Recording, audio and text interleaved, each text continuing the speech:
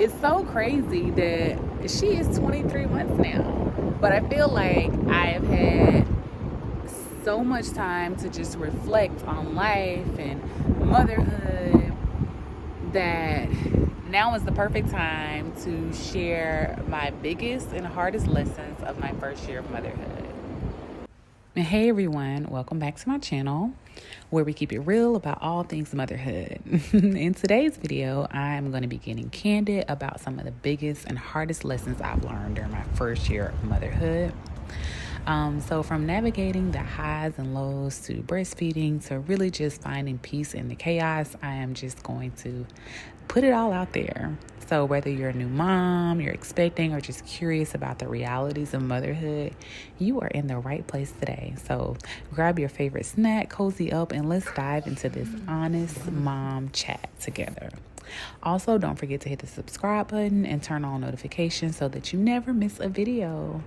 Let's do this. Lesson number 1 is community. Community is everything. Surrounding yourself with other moms who understand what you're going through can make all the difference, whether that's online support, through groups, or just local mom meetups.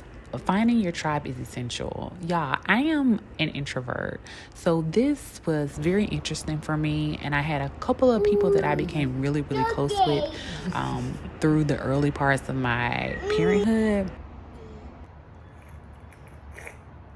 Okay, so protecting your peace is crucial. Motherhood can be so chaotic and overwhelming at times, but it's essential to just carve out moments to calm yourself. So for me, that looked like maybe a hot bath or a hot shower, just a few minutes of daily meditation, just enjoying a cup of tea in silence. You have to prioritize your mental well-being because, as you know, you cannot pour from an empty cup. I'll also say just being very mindful of social media, because you can easily get wrapped up in what other moms are doing with their kids or comparing yourself, and that is not good for your mental health. So if you need to click the unfollow button or unsubscribe from some groups or see some developmental tracking apps, do that, mama. Do what is best for your mental health. Okay, number 3 is breastfeeding. Breastfeeding has been one of the most challenging but rewarding experiences for me. Just from sore nipples to, I know a lot of moms experience engorgement. It's not always easy, but the bond that it creates with your baby is priceless.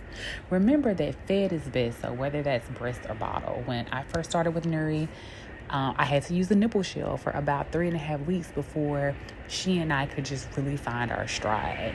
So don't get discouraged and do what works best for you and your baby and your family. Motherhood comes with its fair share of hardships, like from colic to teething to diaper changes. Y'all, there are so many moments where you feel like you're at your breaking point. And not only that in motherhood, but also in your relationship with your partner, with your friends. It's just so many different hardships. But remember, you are so much stronger than you think. You were created for this, and you're doing an amazing job even on the toughest days.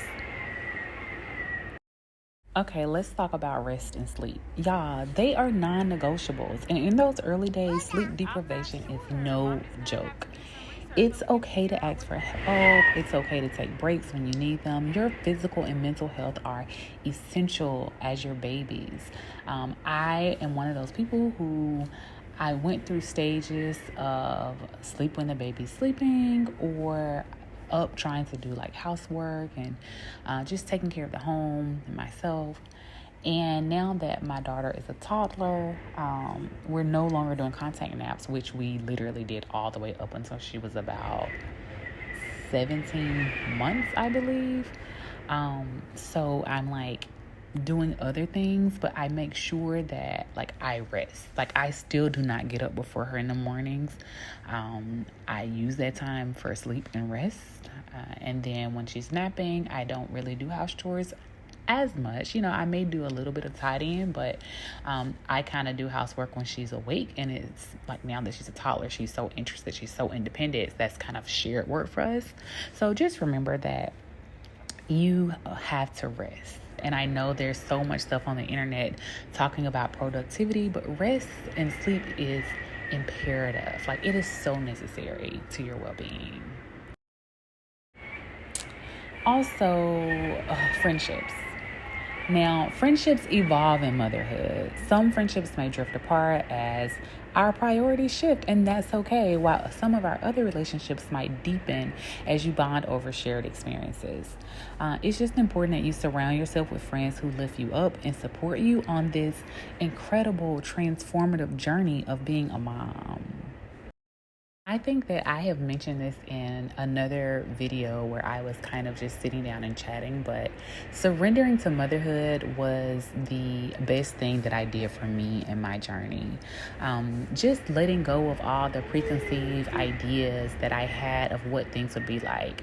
I'm constantly telling people when they ask me for advice, I say, don't be married to any idea of what something should look like.